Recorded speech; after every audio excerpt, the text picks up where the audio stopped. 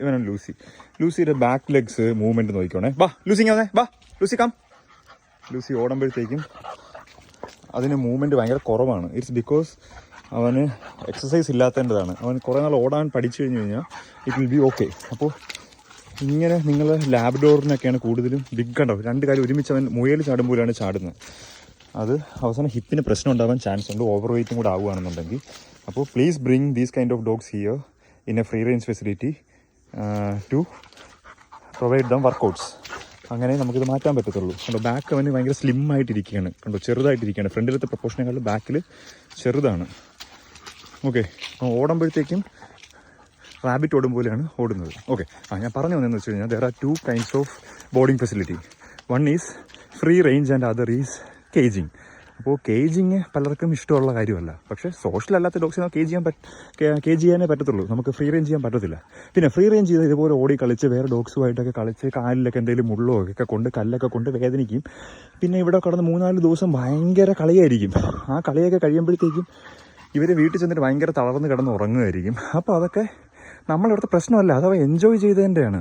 അത് നിങ്ങൾ മനസ്സിലാക്കണം. അല്ലെങ്കിൽ നിങ്ങൾ അവൻ്റെ ഫിസിക്കൽ ഭയങ്കര ഭംഗി മാത്രമേ നോക്കുന്നുള്ളൂ എന്നുണ്ടെങ്കിൽ അവൻ കേജ് തന്നെ കിടക്കട്ടെ. അപ്പം സ്കാറോ മുറിവോ വേദനയോ ഒന്നും ഉണ്ടാവത്തില്ല, അവൻ അവിടെ തന്നെ കിടക്കും. അപ്പോൾ അത് മതിയെങ്കിൽ അത് മതി. അത് അവൻ്റെ മെൻ്റൽ ഹെൽത്തിനാണോ നിങ്ങൾ ഇമ്പോർട്ടൻസ് കൊടുക്കുന്നത് അതോ ഫിസിക്കൽ ഹെൽത്തിനാണോ എന്നുള്ളത് ഭയങ്കര ഇമ്പോർട്ടൻ്റ് ആയിട്ടുള്ള കാര്യമാണ്. ഓക്കെ, മനസ്സിലാവുന്നുണ്ട് ഞാൻ പറയുന്നത്. അപ്പോൾ ഡോഗ്സ് ആകുമ്പോഴത്തേക്കും ഇതുപോലെ കളിക്കുമ്പോഴത്തേക്കും സോഷ്യൽ അല്ല എന്നുണ്ടെങ്കിൽ അവർ പഠിക്കുന്നതിൻ്റെ ഭാഗമായിട്ട് സൈക്കിളിൽ നിന്നൊക്കെ വീഴുമ്പോഴത്തേക്കും സംഭവിക്കുന്ന മുറിവുണ്ടാവും. അത് നിങ്ങൾ അക്സെപ്റ്റ് ചെയ്യാൻ പറ്റണം. അല്ലെങ്കിൽ നിങ്ങൾ പറയുക, ഓ എൻ്റെ ഡോഗിന് ഫ്രീ റേഞ്ച് ഒന്നും വേണ്ട, അവനെ കേജിൽ തന്നെ ഇട്ടാൽ മതി എന്ന് പറഞ്ഞു കഴിഞ്ഞാൽ എൻ്റെ അവിടെ തന്നെ തൂറി കിടക്കും, അപ്പിയിട്ട് അവിടെ കിടക്കും, വീണ്ടും എൻ്റെ അകത്തിന് ഇട്ടേക്കും. അവൻ മെൻ്റലി ഡൗൺ ആയിരിക്കും. അത് നോക്കുമ്പോൾ വീട്ടിൽ വരുമ്പോഴത്തേക്കും വീട്ടുകാർക്ക് ഹാപ്പി ആയിരിക്കുമോ? മുറിവൊന്നുമില്ല, കുഴപ്പമൊന്നുമില്ല, ഇഞ്ചുറി ഉണ്ടായിക്കഴിഞ്ഞാൽ പാർക്കിൽ പോകുമ്പോൾ പിള്ളേർ വീഴും, സൈക്കിളിൽ നിന്നാകുമ്പോൾ വീഴും, ക്രിക്കറ്റ് കളിക്കുമ്പം വീഴും, ഫുട്ബോൾ കളിക്കുമ്പം വീഴും എന്നും പറഞ്ഞ് കളിക്കാതെ വീട്ടിൽ തന്നെ പിടിച്ചിടുന്ന പാരൻസ് ഉണ്ട്. അതുപോലെ ഒരിക്കലും ആവരുത് dog parents. Dog is after all an animal. അവരൊരു സോഷ്യൽ അനിമലാണ്. അവർ ചില സമയത്ത് അവർ വൈൽഡായിട്ടൊക്കെ ബിഹേവ് ചെയ്യും. അതിനുവേണ്ടി അവർ മനസ്സിലാക്കാനായിട്ടുള്ള ഓപ്പർച്യൂണിറ്റീസ് ഉണ്ടാക്കി കൊടുക്കുക, അവരെ കളിക്കാനും വഴക്കുണ്ടാക്കാനുള്ള ഓപ്പർച്യൂണിറ്റീസ് ഉണ്ടാക്കി കൊടുക്കുക. വീട്ടിൽ വളരുമ്പോൾ വീട്ടിൽ ചെന്നതിന് ശേഷം തളർന്ന് കിടന്ന് ഉറങ്ങുന്നത് അത് നിങ്ങൾ അതിൽ സന്തോഷിക്കൂ.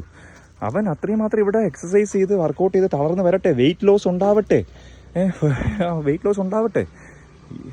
അപ്പോൾ അതാണ് നിങ്ങൾ മനസ്സിലാക്കേണ്ടത്. അതുകൊണ്ട് പ്ലീസ് കൈൻഡ്ലി മനസ്സിലാക്കുക. അല്ലെങ്കിൽ നിങ്ങൾ പറയുക, എൻ്റെ ഡോഗിന് ഒന്നും വേണ്ട, എൻ്റെ ഡോഗിനെ നിങ്ങൾ കൂട്ടി തന്നെ ഇട്ടിരുന്നാൽ മതി, എനിക്ക് അവനെ കാണാൻ ഭംഗിയായിട്ട് തടിയാനായിട്ട് ഉണ്ടയായിട്ട് അവൻ ഒരു എക്സസൈസും ചെയ്യാത്ത ഒരുത്തനായിട്ട് അങ്ങനെ ഇട്ടിരുന്നാൽ മതി എന്ന് തന്നെ പറയുക.